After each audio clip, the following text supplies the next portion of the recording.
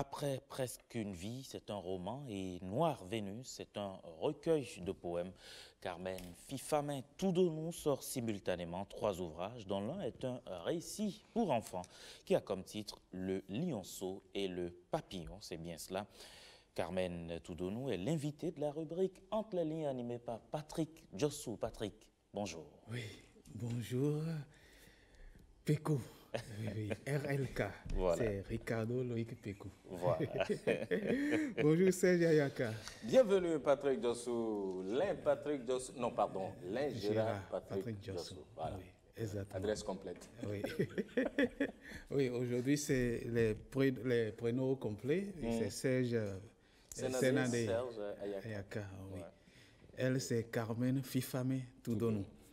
Elle est femme de médias, de formation et de profession. Femme de lettres, elle est De aussi conviction, de conviction et de confection, oui. Donc, oui, voilà, donc profession, femme des médias, Encyclopédie pour la confession, femme de lettres. Ah oui, je dis toute une encyclopédie. Oui, c'est toute une encyclopédie pour pouvoir la présenter, et on n'osera pas aller jusqu'au bout. Et tout ce qui nous intéresse aujourd'hui, c'est un ouvrage, Le Lionceau et le Papillon.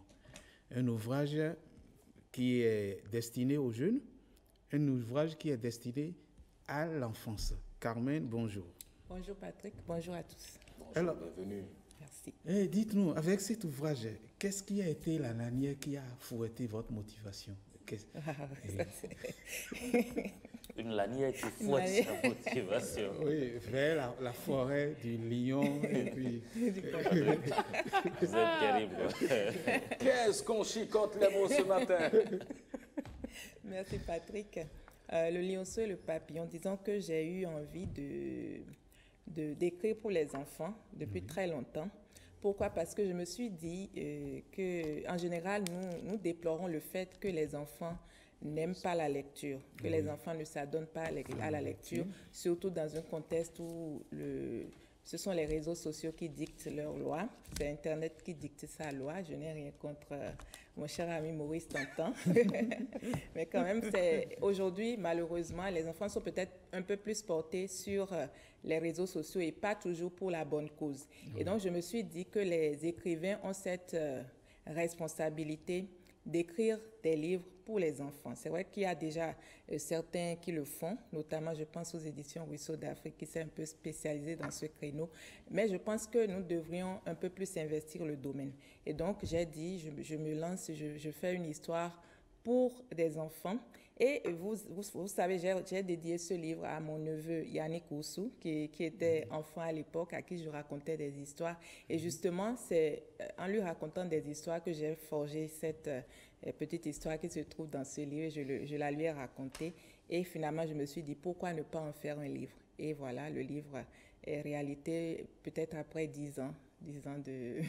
10 ans, je l'ai en plus perdu. J'ai perdu l'histoire parce que je l'avais rédigé dans un ordinateur qui a eu un problème.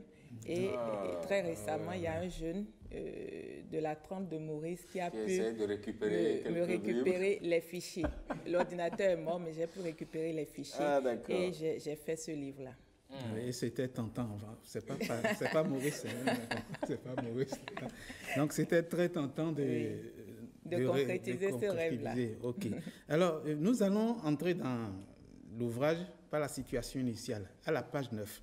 La page 9 qui nous dit « Il était une fois, sur la grande et belle terre d'Afrique, une girafe. Tu dois savoir, bien sûr, que la girafe est le plus grand mammifère d'Afrique. Et plus loin, on dit « Il y en a une qui s'appelle Sissi. Elle est pressée d'aller quelque part. » Oui, romancière, vous êtes poétesse aussi, et conteuse ou animatrice pédagogique aussi, avec ce tutoiement utilisé face aux lecteurs transformés en auditeurs de contes.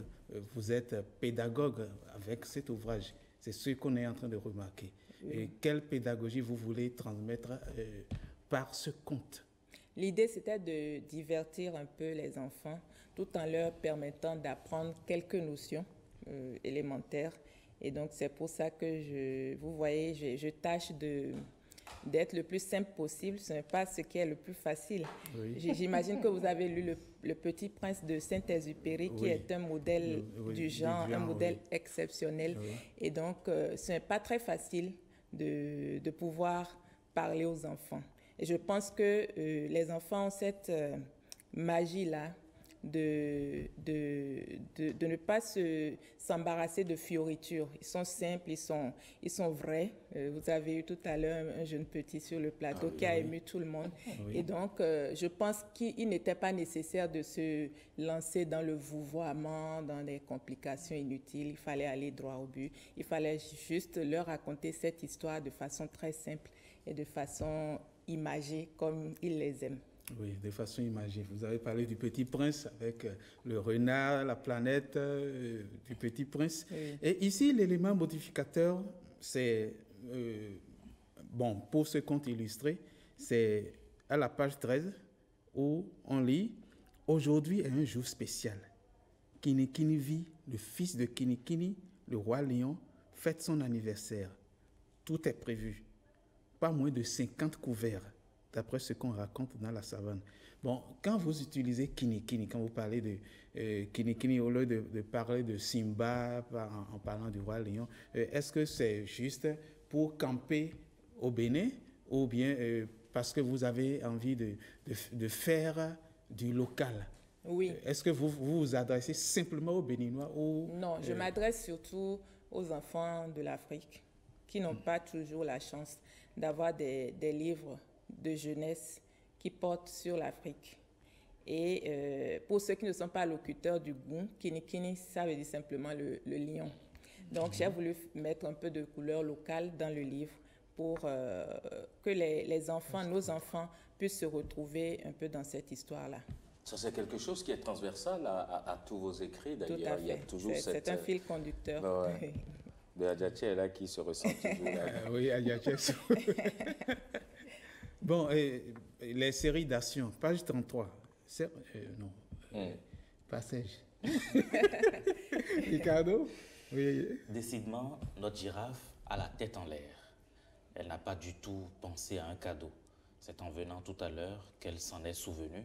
Elle a attrapé une chenille sur une feuille d'acacia qu'elle s'apprêtait à brouter. Apportons ce cadeau au lionceau, puisqu'il faut donner quelque chose, s'est-elle dit. Sissi sort sa petite chenille verte, toute tremblante, et la remet à Kinikini Vi, le fils de Kinikini.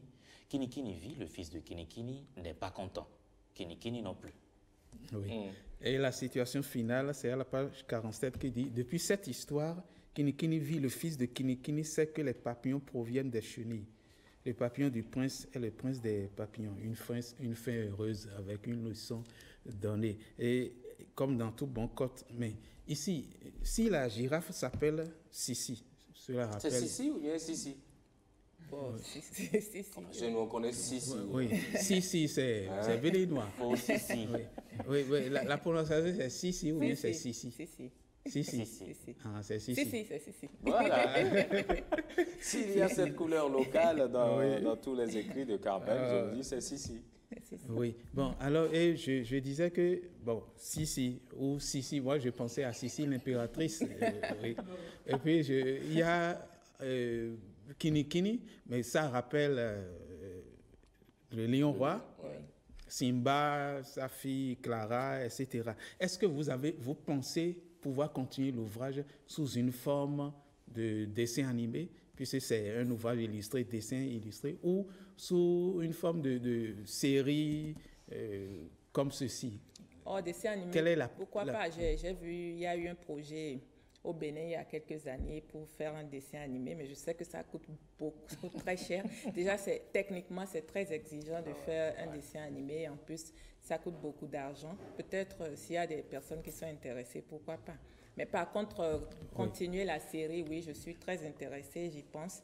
Et je me dis que je vais juger du succès de ce premier jet, ce premier essai pour me décider peut-être à écrire d'autres histoires pour les enfants. Je serais très contente de poursuivre la série. Un peu comme les Martine au zoo, Martine au champ, Martine au village, ainsi de suite. Ce serait très intéressant pour moi. Il y a quelque chose qui m'a qui m'a impressionné là-dedans, c'est beaucoup plus le dessin bien réussi. Oui. L'illustrateur, c'est un Béninois, c'est Kosoko. Alessandre Kosoko. Alessandre Kosoko, qui est très, très talentueux et avec qui j'ai travaillé pour la réalisation du livre. C'est le caricaturiste d'un quotidien, non? Fraternité. Oui. Fraternité. Fraternité, non. Non, non, pas fraternité. Pas fraternité, mais quand même, c'est un caricaturiste, un dessinateur. Il travaille pour Le Matin. Le Matin, voilà. Oui, Le Matin. Le Matin, le journal Le Matin. Oui, Alessandre Kosoko. Alexandre Kosoko. Félicitations, Alexandre. Ouais, bravo, c'est très bien illustré. Je suis persuadé que les enfants, ils vont l'aimer. Ils vont l'aimer. Accrochez-vous à vos parents. Dites-leur, je veux avoir le lionceau et le papillon. Et puis ça sera fait, c'est sûr. Hein. On rappelle que le lancement, c'était ce week-end. Oui, c'était ce week-end et elle a lancé 3 ouvrages. On va revenir sur les 2 autres ouvrages. On ne va pas tout livrer d'un seul coup parce que c'était beau. Le lancement, c'était très beau. C'était bon. Vous y étiez. Oui, nous y étions. Et puis, le compte rendu, c'est dans le journal de 20h de ce soir, je crois. De toutes les façons, c'est du Carmen tout craché, Carmen. Merci et bravo. Hein. C'est moi qui félicitations vous vraiment. Merci beaucoup, Carmen. On est fiers de vous. Merci beaucoup. Ben ouais. Édition Vénus. Édition. Ouais. Oui, édition Vénus. C'est Vénus d'Ébène. Oui. Voilà, exactement. Vénus d'Ébène. Je crois que c'est sa maison d'édition. Bravo, bravo. Allez, vous savez où le retrouver, hein? On vous l'a toujours répété par ici, ça ne se cherche pas en pharmacie. Un livre à la librairie, tout simplement. Et pas en pharmacie. Allez, merci beaucoup. Merci Carmen, et puis à très bientôt pour les autres ouvrages. Patrick, merci. À tantôt. Oui, à tantôt. Oui, à tantôt. D'accord. Le lundi, on laisse la surprise.